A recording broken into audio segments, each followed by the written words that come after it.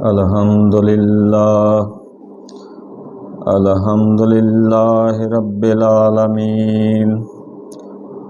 والعاقبۃ للمتقین،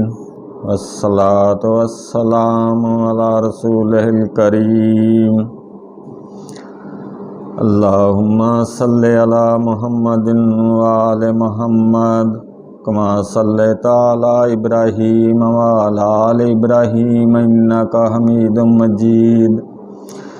اللہم بارک علی محمد وعلی آل محمد کما بارکت علی ابراہیم وعلی آل ابراہیم انک حمید مجید۔ معزز ناظرین اکرام،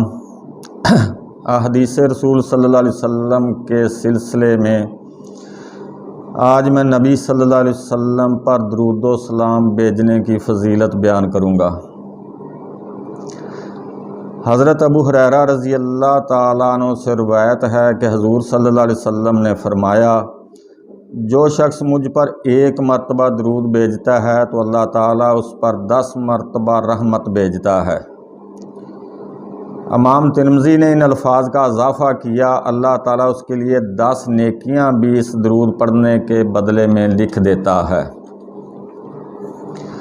حضرت انس بن مالک رضی اللہ عنہ روایت کرتے ہیں، حضور صلی اللہ علیہ وسلم نے فرمایا،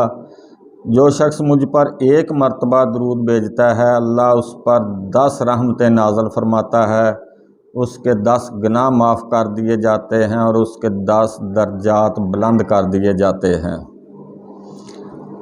حضرت عبداللہ بن مسعود رضی اللہ عنہ سے روایت ہے کہ حضور صلی اللہ علیہ وسلم نے فرمایا، قیامت کے روز لوگوں میں سے میرے سب سے زیادہ قریب وہ شخص ہوگا جو اس دنیا میں ان میں سب سے زیادہ مجھ پر درود بھیجتا ہے۔ حضرت عبداللہ رضی اللہ عنہ سے مروی ہے کہ حضور صلی اللہ علیہ وسلم نے فرمایا، بلا شبہ اللہ کی زمین میں بعض گشت کرنے والے فرشتے ہیں جو مجھے میری امت کا سلام پہنچاتے ہیں۔ حضرت ابو طلحہ رضی اللہ عنہ سے مروی ہے کہ حضور صلی اللہ علیہ وسلم ایک مرتبہ تشریف لائے، آپ صلی اللہ علیہ وسلم کے چہرہ اقدس پر خوشی ظاہر ہو رہی تھی۔ آپ صلی اللہ علیہ وسلم نے فرمایا، ابھی ابھی جبرائیل علیہ السلام میرے پاس آئے اور انہوں نے کہا، آپ کا رب فرماتا ہے، اے محمد، کیا آپ اس بات پر راضی نہیں کہ آپ کی امت میں سے جو شخص ایک مرتبہ آپ پر درود بھیجے میں اس پر 10 مرتبہ رحمت بھیجوں، اور آپ کی امت میں سے کوئی آپ پر ایک مرتبہ سلام بھیجے تو میں اس پر 10 مرتبہ سلام بھیجوں۔ حضرت عمر بن خطاب رضی اللہ عنہ روایت فرماتے ہیں کہ یقیناً دعا اس وقت تک زمین اور آسمان کے درمیان ٹھہری رہتی ہے اور اس میں سے کوئی چیز بھی اوپر نہیں جاتی جب تک تم اپنے نبی صلی اللہ علیہ وسلم پر درود نہ پڑھ لو۔ حضرت علی رضی اللہ عنہ فرماتے ہیں، ہر دعا اس وقت تک پردہ حجاب میں رہتی ہے جب تک حضور صلی اللہ علیہ وسلم اور آپ کے اہل بیت پر درود نہ بھیجا جائے۔ حضرت ابو ہریرہ رضی اللہ عنہ سے مروی ہے کہ حضور صلی اللہ علیہ وسلم نے فرمایا،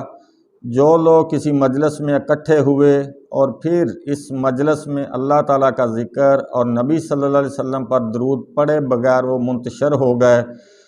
تو وہ مجلس ان کے لیے قیامت کے روز باعث حسرت بننے کے سوا کچھ نہ ہوگی۔